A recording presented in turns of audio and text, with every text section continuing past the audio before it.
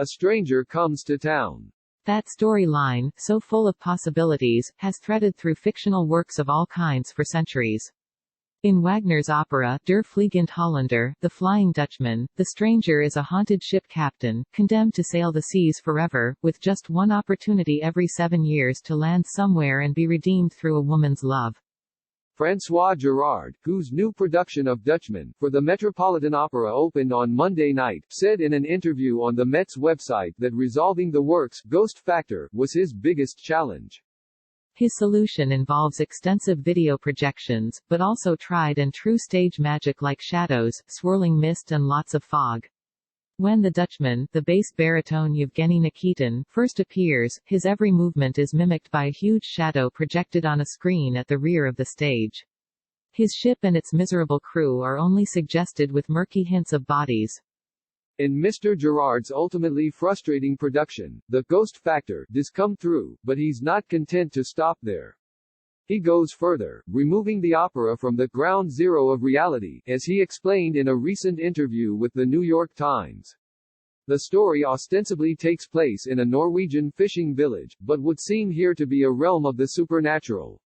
The characters, including the town's hardy sailors and the women, who work at spinning wheels and tend to homes while the men are away, look slightly surreal, often making stylized hand gestures and movements, and staring straight ahead at the audience. For Mr. Girard, this approach prevents what he called the opera's simplicity and naivete from being exposed. These townspeople are prone to believing in the paranormal, but terrified by it. They know all about the legend of the Dutchman. But Sinta, the daughter of the Norwegian ship captain Dalin, is obsessed with the story, and with a portrait of him. Mr. Girard presents the opera as taking place within her fevered imagination. With sets by John McFarlane, this production literally frames the Met stage by adding a lower border to its proscenium. We view the opera as if through a picture frame. The Dutchman's portrait here becomes simply a glowing, grand eye projected on the screen at the rear of the stage. During the overture, a dancer, Alison Clancy, a stand-in for Senta, stares at it while writhing, gyrating and twisting herself into contortions with longing and obsession. But the overture is long, and the episode turns stagey and exaggerated. In the first scene, Dalin's hulking ship is tugged on stage with ropes pulled by a male chorus of sailors. It's a powerful image. Every time the townspeople were presented straightforwardly, with hints of the simplicity that Mr. Girard aims to mask, I was drawn in. The stentorian bass Franz Joseph Selig made a robust, good-natured Daland. The young steersman, charged by Daland with keeping watch, was the youthful tenor David Portillo, wonderful in the role as he sweetly sings a love song to the girlfriend he soon will see. The mezzo-soprano Mihoko Fujimura, in her Met debut, brought a down-to-earth touch to Mary, Senta's nurse. Mr. Nikitin, who stepped into the role of the Dutchman after Bryn Tervel injured his ankle in late January, deserves credit for managing to turn in a solid, if inconsistent, performance as he consistently conveyed the burdened despair of someone who longs for death. The slightly nasal twang of his voice is better suited to Wagner roles like the sorcerer Klingsor in Parsifal. At the middle of his range, he shaped phrases with clarity and crisp diction, and brought a booming, if leathery, tone to sustained notes. But high-lying phrases were sometimes wobbly. The soprano Anya Kamp, a leading Wagner soprano in Europe, made her belated Met debut as Senta. It's good to finally have her here. Her singing was plush and warm, with lyrical sheen in tender phrases and steely intensity when Senta's obsession takes hold. Despite some strained top notes, she was a standout. Her job was made difficult by the set design for Act 2, when the women, hard at work, sing that spinning chorus.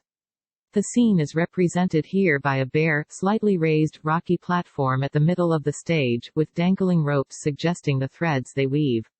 So the chorus and Ms. Kamp must sing far back, with no side or rear set pieces that would help project sound. Still, Ms. Kamp's voice had sufficient carrying power to be heard.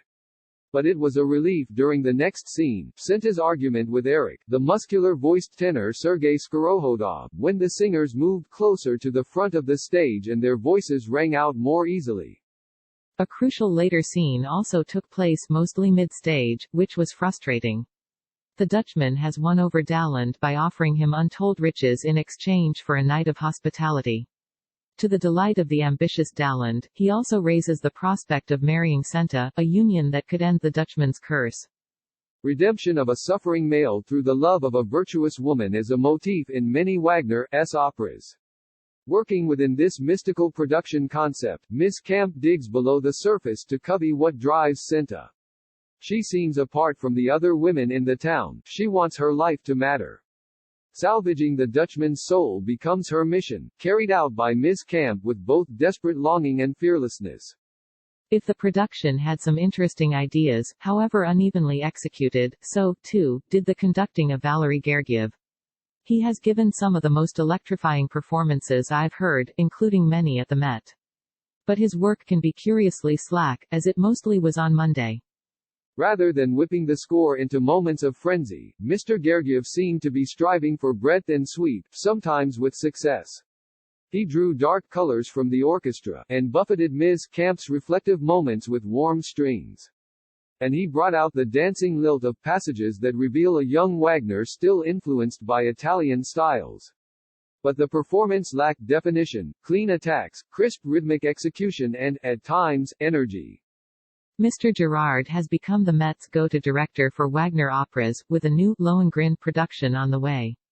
It's easy to see why. His poignantly bleak staging of Parsifal, from 2013, is one of the house's finest today. If only this Dutchman were as inspired. Der Fliegende Holländer. Through March 27 at the Metropolitan Opera, Lincoln Center, metopera.org.